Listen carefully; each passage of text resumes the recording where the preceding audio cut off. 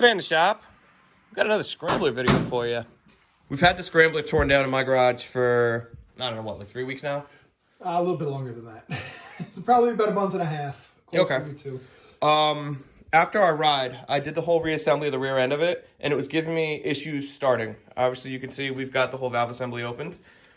We thought that we swapped the jets over from the cheap aftermarket carb and the factory carb, and we thought there was an issue with the carburetor, so we ordered an ultrasonic cleaner. Haven't even used it yet. And Stitches had the idea to do a compression test. So we weren't going to film any of this. We did a compression test, and it came up at, what, 50 PSI? It's like 55, maybe 57. It's very low. So we went through, let me grab a flashlight, and we looked at the timing. We set it to top dead center. If you look inside here, you've got a little T. I'm trying to get it so you guys can see it.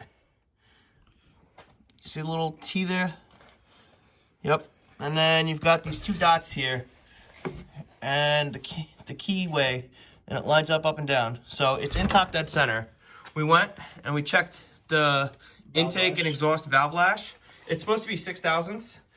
The intake was touching, like there was no lash whatsoever. It was 0 thousandths basically, and the exhaust was loose. It was probably close to like 10 thousandths, yeah. I'd say.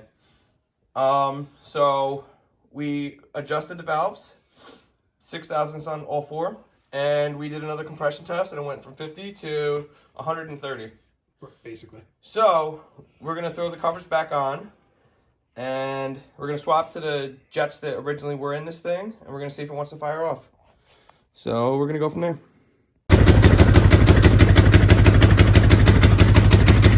As you guys can hear, she's running mint. Cool.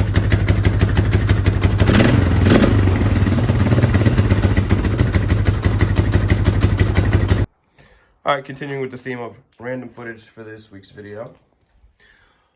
On the Scrambler, I replaced the brake caliper again with an OEM caliper. It's used because the new ones are like $300. That's the one that was on it. There's another one over there. I've got them everywhere because the Chinese ones stink. Plastics are back on it. Air box is back on it. I replaced the front master. You can see I've got some wiring going on here. Another controller, because in the front I installed a winch. So we're going through getting this thing done up, trying to get it ready for this year's riding season, as we are with all the machines. But I'm gonna finish what I'm doing on this thing and check back with you later. All right, so we went through, got the winch wired up, everything's all tucked up. Seats in my shed in the back. New master cylinder. Got a winch switch here, and I also put another one for the wired switch here. Put it right next to my 12-volt socket. Yeah. All right, as you guys saw in the clips I just showed, we went through and we adjusted the valves on the Scrambler, and I don't even remember what else I did. I put the winch on, recovered the seat. We're trying to get this thing season ready, just like we did with the Quadmaster, last week's video. So what we've got going on here is we've got a bunch of silly little parts.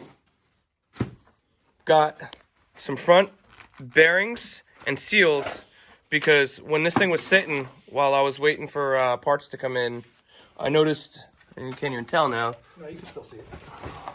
You can see all this little oil. All that, yeah, that's all oil that leaked out from the hub. So we're gonna replace the hub seals, and we're gonna do the bearings while we're in there. We're going to do both sides since we're doing one. Might as well do the other. We've also got, what the heck is this thing called? Winch stopper. It's to stop the winch from going all the way in or getting stuck. Yeah, Stitches went through and he bought a 4-pack. One for himself, one for me, one for one of our buddies, and one for Papa. So we're going to go. Rubber winch cable stopper. Yeah, it's a rubber winch cable stopper. Say that 10 times fast. Rubber winch cable stopper. Rubber winch cable stopper. I can't. It's like rubber baby buggy bumpers. Exactly. Some issues that we've noticed. Obviously, you heard high idle. It's actually the main reason why we brought it over into the shop this week, because we're going to try and see if we can figure out why it's idling so high, because we know the jets are correct. So we're going to dig in a little bit. It's our fantastic covered seat. Oh, it looks so good. It's all right. Yeah. Just little odds and ends things, really. We just want to get her 100%, so we're going to dig in. Here we go again. All right, so we got the plastics off, digging in a little bit. We still have that Chinese carburetor, and Stitches is insisting we go and get the Chinese carburetor and give it a shot. So we're going to take a quick ride up to my house. I'm going to grab the carburetor out of my garage, and we're going to come back and try this shit again. That's the Chinese carburetor right there. We put the stock jets back in it. That's how we had it the one time we had it riding good on our ride.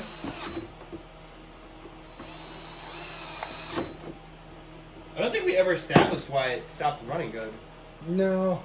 Oh, we did. It was the valves. Oh, yes. It was the valves, so... Yes. Yeah, so we're going to go through. We're going to put this carburetor on. Well, he's just about done putting the carb on. And we'll check back with you guys when we give it a test fire. Alright, here we go.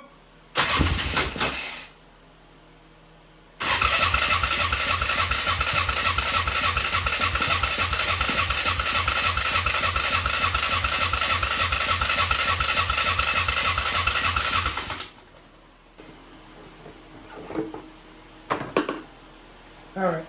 Do a manual frame. Go ahead, sir.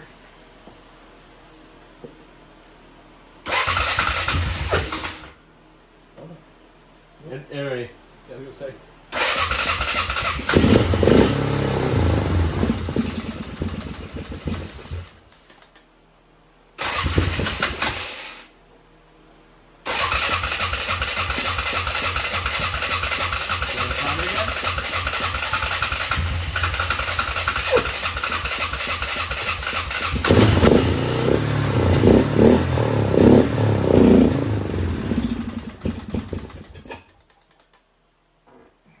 Hold your tank off to the side.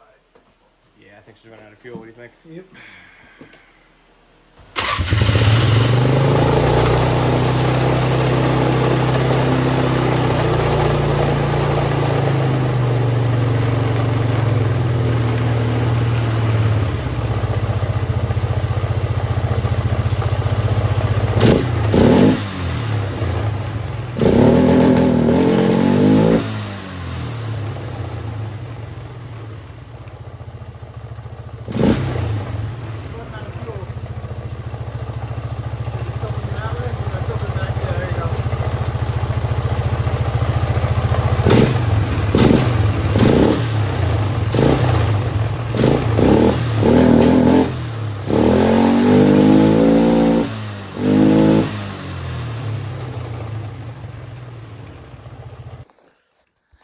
Alright, it's been what, 2 hours? No, I don't know, somewhere around there. It's been about 2 hours of diligent diagnosing. Our butts have officially been kicked. No, I don't think our butts are kicked. I think we're on leads to something. Some shit like that. So, we'll go through the rundown of every problem this machine has. Number one, she's not running the cleanest. We were messing with the air mixture screw. We adjusted the float height, or the needle height. Still was breaking up about 3/4 of the way through the RPM range. You were giving it full throttle.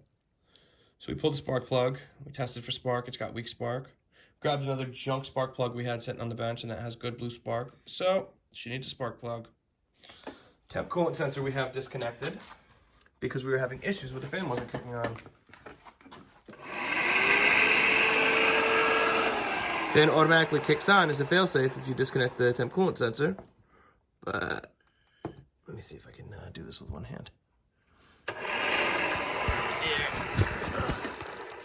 Okay, so now it's enough to make contact. And then once we disconnect it, it kicks on. We had it nice and warm, so we had it running. You could see the steam coming off from the dirt and stuff. It was nice and warm, and the fan still was not kicking on whatsoever. So we're going to go with the temp sensor is bad. The fan is working. A little noisy, A but little noisy, but I think that's because it got caked with mud and yeah, it wasn't working. last ride we went on, I power washed it, but apparently I need to do a better job cleaning the radiator out because you could still see some mud caked on there. Yeah, you're doing. But we're starting to thaw out this, this time of year, so once it gets a little bit warmer, I'll pull the power washer out and I'll power wash the radiator. We did check to see if there was fluid flow in the radiator, and we do have coolant flowing, so that's not an issue. But what other issues do we have with this thing? We want to put tires on it. We got the, like we said before, the hub bearings for the front end. Got to fix the axle boot again for the third time. I think that the seal might be pushing fluid out and causing the axle to slip. Yeah, the axle boot. And an issue with the rear brakes. We bled the rear master. I mean, we bled it and it had some good pressure, and now it's just absolutely nothing. So, tune in next week. We'll be digging into this thing some more. You guys like this kind of content? Like, share, subscribe, hit the notification bell. Stay up to date, see if we ever get this thing running right. And pray for us for next time.